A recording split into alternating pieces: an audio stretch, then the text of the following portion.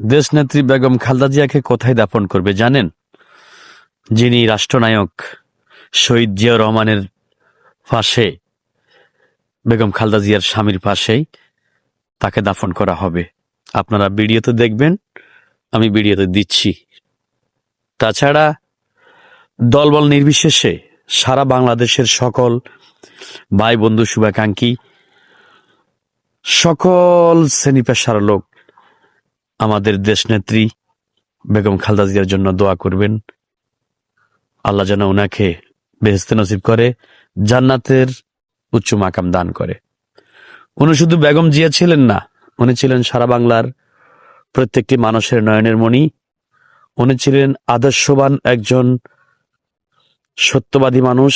সাবেক দেশনেত্রী বেগম খালেদা জিয়া ছিলেন সকল বাংলার মানুষের নয়নের মণি। আজ তিনি নেই, আমরা গভীরভাবে শোক প্রকাশ করছি এবং দোয়া করব